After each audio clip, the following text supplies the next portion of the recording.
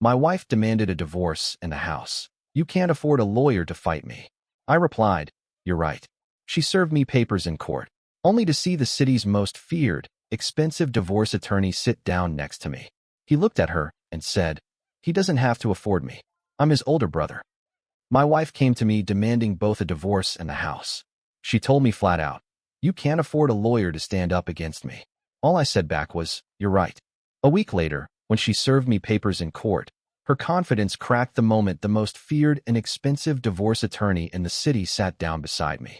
He glanced at her and calmly said, he doesn't need to pay me. I'm his brother.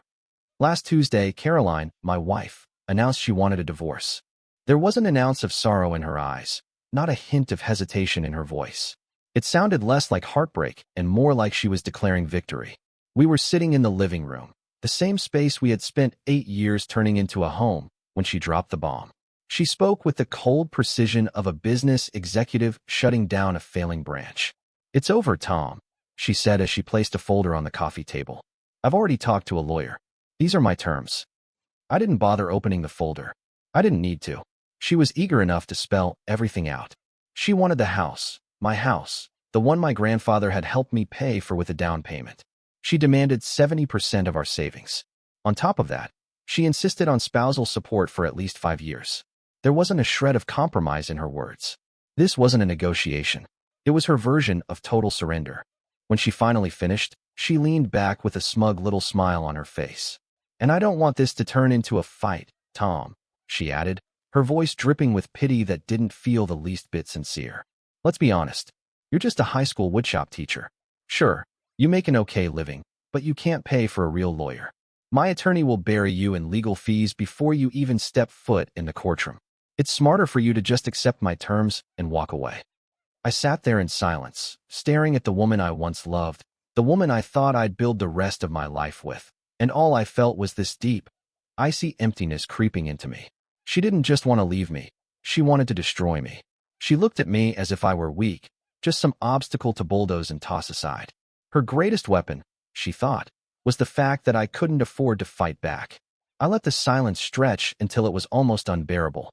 Then, with my face blank and my voice flat, I gave her the 2 words she had been waiting for, you're right. The relief washed over her instantly. In her mind, she had won. The humble little shop teacher wasn't going to fight. She stood up, straightened her skirt, and said, good. I'm glad you're being sensible about this. You'll get the official papers next week. Then she walked out without a second thought. Now, here's what Caroline did know. She knew I didn't have piles of money to pour into a courtroom battle. She knew I lived a modest life. She also knew about my older brother. What she was counting on, though, was that, and I hadn't spoken in over 5 years. And she was right about that part. Wasn't a teacher like me, was a shark. He was one of the most feared divorce attorneys in the entire state, the kind of lawyer whose name alone made others nervous, but was no longer part of my life. After our parents died, we had a bitter falling out over the family home, the house we grew up in. I wanted to keep it as a place to hold on to memories, somewhere our families could still gather. I'm sentimental like that. Ever practical, saw it as an asset that needed to be sold and split. That argument drove a wedge between us, and from that day forward, we never spoke. Caroline knew all about that rift. She had been there for the aftermath. To her, was out of the picture forever, and she figured the one person who could have been my strongest ally was nothing more than a dead card in the deck. She was wrong. For 3 days after she made her announcement, I fell into a dark hole. She was right about one thing. I couldn't afford to fight her on her terms. The thought of losing my house, my savings, everything I had worked my whole life for, it crushed me. By the 4th day, though, I hit bottom. And when you're that far down, there's nowhere to go but up. I swallowed every ounce of pride I had been clinging to for 5 years and dug up S' private cell phone number. My hand trembled as I dialed. I was sure it would go to voicemail, or maybe some assistant would answer. But after just 2 rings, I heard a deep, familiar voice say, hello. I managed to say, though my own voice sounded strange and weak in my ears. It's Tom. There was a long pause. For a moment, I thought he'd hang up. Then he spoke. Tommy, he said, using the old nickname I hadn't heard in years. What's going on? And everything came pouring out. I told him about Caroline, about her demands, her lawyer, the way she had looked at me with nothing but coldness. I told him about her final, arrogant words. You can't afford a lawyer to fight me. The silence that followed was heavy. When finally spoke again, his tone was different. The surprise was gone. In its place was something I hadn't heard in years, the protective voice of my older brother. His words carried steel. "She said what?" he asked, his voice low and dangerous. I repeated her words. "Okay," he said calmly. "When's the first court appearance?" "Next Tuesday. Downtown courthouse," I told him. "I'll clear my schedule," he said without hesitation. "Don't talk to her. Don't talk to her lawyer. Don't sign anything. Just show up on Tuesday. I'll meet you there." We hung up. I sat in silence, my heart pounding with equal parts fear and a strange, dangerous hope. Caroline thought she had me cornered, but she had no idea that she had just armed me with the deadliest weapon she could imagine, my brother. She was about to learn the hard way what family loyalty really means. Update 1. The morning of the first hearing arrived, and it was a gray, miserable Tuesday with rain pouring down. It somehow felt fitting. I walked into the courthouse alone, playing the role of the beaten man Caroline believed me to be. I wore my only suit, the same one I used for weddings and funerals.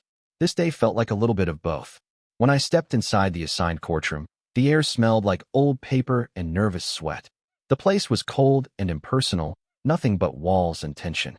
Caroline was already there at the plaintiff's table. She looked stunning, dressed in a sharp navy power suit, hair styled perfectly. She sat there radiating confidence, smug and certain she was about to win a corporate takeover disguised as a divorce. Sitting beside Caroline was her lawyer, a man in his 50s with a permanent smirk carved into his face like it had been set there years ago. The two of them were chuckling together when I walked in. When her eyes landed on me, her smile flickered and, for just a second, was replaced by something that looked like pity. She probably figured I'd show up looking beaten down, maybe broken. Instead, I just met her gaze without a word, kept my expression flat, and headed straight for the defendant's table. I set my old, scuffed briefcase down, took my seat, and waited. Her lawyer rose from his chair and sauntered over to me, his voice dripping with condescension. "Mr. Hayes, glad you made it. I assume you've had the chance to go over my client's very generous offer. If you're ready to sign today, we can save everyone the trouble and keep this quick and painless." I looked him dead in the eye and said quietly, "I'm waiting for my counsel." He actually laughed at that. "Your counsel? Good luck with that. No need to drag this out." Then he strutted back to his table. A moment later, the bailiff called the room to order. The judge entered, a stern woman with sharp eyes, and took her seat. She looked down at the docket and read aloud. "Hayes versus Hayes. Are both parties present and represented?" Caroline's lawyer stood. "Yes, Your Honor. Richard Coleman, representing the plaintiff, Mrs. Caroline Hayes." Then the judge turned her gaze to me. "And the defendant?" she asked. Before I could open my mouth, the heavy courtroom doors swung wide with a thunderous slam. Every head in the room snapped around. There, striding down the aisle, was my brother, Sterling. He wasn't just wearing a suit. He was wearing something that might as well have been armor, spun from midnight and intimidation. Every step he took radiated power, his leather briefcase swinging at his side like a weapon. A ripple of whispers surged through the room as lawyers and staff recognized him immediately. S. reputation had arrived before he did. His eyes didn't wander. He was locked on me. He walked right up to my table, set a hand firmly on my shoulder, gave it a reassuring squeeze, and then slid into the seat beside me. With one smooth motion, he placed his gleaming briefcase on the table. The click of the latches snapping shut echoed through the hushed courtroom. I glanced at Caroline. Her smug little grin was gone, completely erased. In its place was raw, horrified disbelief. Her jaw hung open, her eyes wide as if she'd just seen a ghost sit down at the opposing table. Her lawyer looked even worse. The color had drained from his face, and the cocky smirk he'd been so proud of had vanished, replaced by outright fear. He knew exactly who was. My brother leaned in close to me, ignoring the rest of the room. "Sorry I'm late, little brother," he whispered with the faintest grin. "Traffic was a nightmare." Then he straightened, all business. His voice boomed with authority as he addressed the judge. "Sterling, Your Honor, representing the defendant, Mr. Thomas Hayes." The judge's eyebrows shot up. She recognized the name immediately. Everyone did. Slowly turned his gaze toward Caroline, then shifted it to her trembling lawyer. The cold smile that crept across his face was pure predator. "My apologies for the delay," he said smoothly, his words coated in polite venom. Then he looked straight at Caroline and delivered the line that tore her world to pieces. "He doesn't have to pay me. I'm his older brother." The game had changed. Caroline thought she was walking into an easy surrender. Instead, she'd just stumbled into an ambush, snapped open his briefcase, pulled out a thick stack of neatly prepared files, and the demolition began. He tore through her demands, labeling them predatory and filed in bad faith. Then, with absolute confidence, he announced our plan to file a counterpetition. He demanded a full forensic audit of all marital assets and expenditures from the last 3 years, and declared we'd also be asking that Caroline cover all of my legal fees. Her lawyer stood frozen, stammering like a small fish cornered by a great white shark. The fight was already over before it even started. Update 2. The next 2 months were nothing short of a legal blitzkrieg. Doesn't just practice law, he wages war. Caroline and her attorney thought they'd steamroll me. Instead, they were on the receiving end of a relentless, perfectly executed assault. The first move made was filing a motion for discovery, and it was a masterpiece. This wasn't a polite request. It was a demand for every single financial document Caroline had touched over the last 5 years. Bank records, credit card statements, work expense reports, Venmo transactions, the whole pile. Her lawyer scrambled to get it tossed, claiming it was excessive and harassing. But the judge, clearly aware of S' reputation, barely hesitated. After reading his airtight justification, she approved it in full. Caroline had no choice but to turn over everything. She thought she had covered her tracks, but she didn't realize she was dealing with a man who practically kept a team of forensic accountants on speed dial. While she drowned in paperwork, came at her from another angle. He lined up a series of depositions, not just with her, but with her closest friends, family members, even a few co-workers. His strategy was brutally simple. Press from every side until the truth squeezed out. The breakthrough came during the deposition of Caroline's best friend, a woman named Chloe. Chloe was fiercely loyal to Caroline, but she was no match for my brother. He was polite, charming, and utterly ruthless. For 3 hours, he questioned her about Caroline's spending habits, her work trips, her general happiness in our marriage. Then he asked the question that broke the case open. "Ms. Albright," he said, "can you tell me about Mr. David Kincaid?" I saw Chloe flinch. The name was unfamiliar to me. Just waited. Chloe tried to play dumb, but produced a stack of credit card statements from a card I never knew Caroline had. A card linked to our joint savings account, an account she had been siphoning money from for over a year. He pointed to a series of charges, a hotel in the wine country, jewelry from a high-end boutique, expensive dinners for 2. Ms. Hayes was on a work conference on these dates, said, but her employer has confirmed no such conference existed. You were not with her. So, I ask you again, who is David Kincaid? Chloe broke. Under the penalty of perjury, she admitted it. David Kincaid was the man Caroline had been having an affair with for the last 18 months. He was a wealthy real estate developer she had met through her old job. It all clicked into place. The secrecy, the financial demands, the confidence. She wasn't just leaving me. She was leaving me for someone else. She was trying to strip mine our marriage for assets to take with her into her new upgraded life. Her plan was to use my money to fund her future with her lover.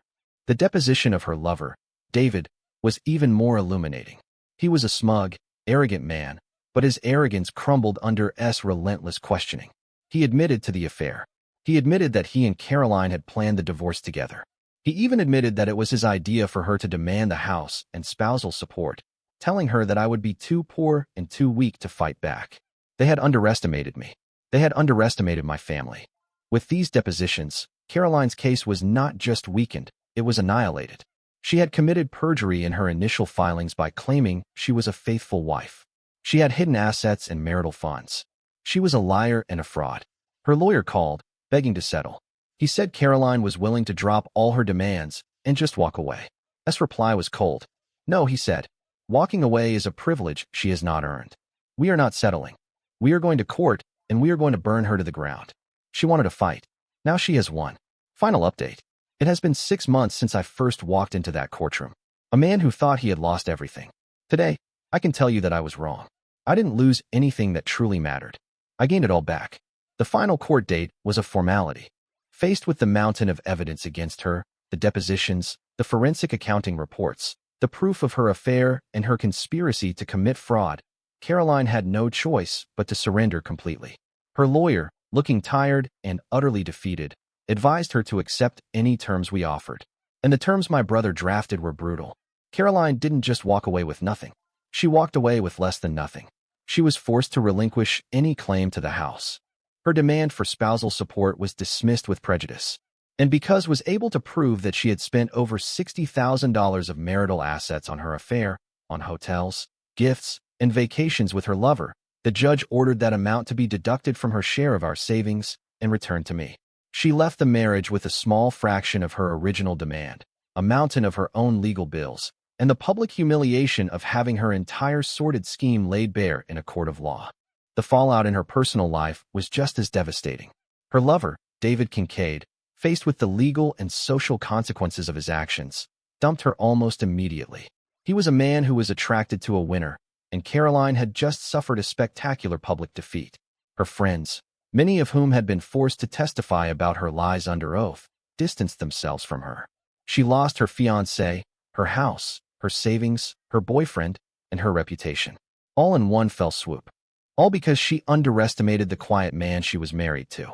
But the real story, the most important part of this whole chapter, is what happened with my brother.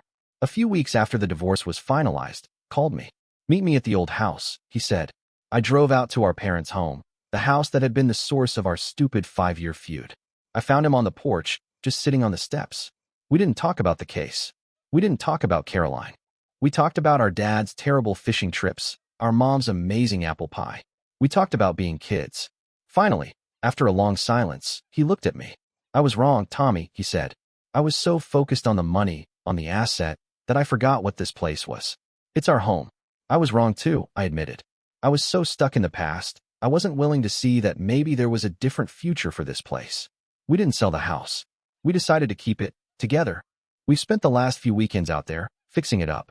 We're repairing the porch, painting the rooms, bringing it back to life. It's not a memorial to the past anymore. It's a project for our future, a place for our family, the real one, to gather. Working side by side with my brother, tools in hand, has healed a wound I thought would be a scar forever. Caroline's parting shot to me was that I couldn't afford a lawyer. Her greed, her arrogance, her belief that I was weak and alone. That was the very thing that forced me to make the call that brought my brother back into my life. She thought she was isolating me. Instead, she reunited me with the most important family I have. She tried to leave me with nothing. But as I stand here today, with my home secure and my brother by my side, I realize I have everything.